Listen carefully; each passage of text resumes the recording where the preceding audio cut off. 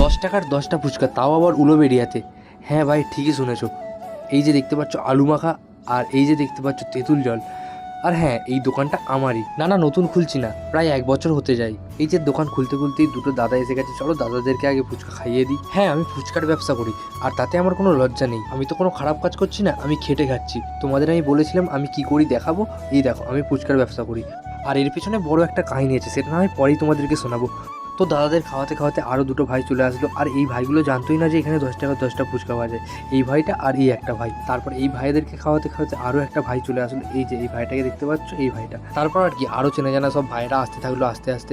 তো তারপর দেখতে পাচ্ছ সন্ধ্যা হয়ে গেল। তো সন্ধ্যা হয়ে যেতে এতটাই ভিড় হয়ে গেছিলো, আমি আর ভিডিও করার সুযোগ পাইনি। তারপরে এই যে লাস্টে দেখতে পাচ্ছ কয়েকজন খাচ্ছে, তারপর আমার আলুও শেষ হয়ে গেছে দেখতে পাচ্ছ।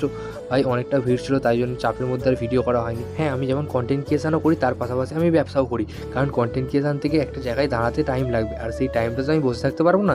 তাই জন্যই এই ব্যবসাটা শুরু করেছি। আর আমি মনে করি কোনো কাজই ছোটো নয়। তো আমাকে হয়তো অনেকে খারাপ ভাবতে পারে, বাট আমার কিছু যায় আসে না। আমি তো কোনো খারাপ কাজ করছি না, আমি সৎ পথেই উপার্জন করছি। তারপর সব ফুচকা শেষ হয়ে যাওয়ার পরে আমি আমার বাক্সটাকে তুলে আমাদের দোকানে ঢুকিয়ে রাখছিলাম। তো আজকের ভিডিওটা এতটুকুই। ভিডিওটা ভালো লাগলে লাইক কমেন্ট শেয়ার করে দিও, আর কবে আমার দোকানে আসছো সেটা কিন্তু কমেন্টে বলতে ভুলো না। দেখা হচ্ছে পরের ভিডিওতে।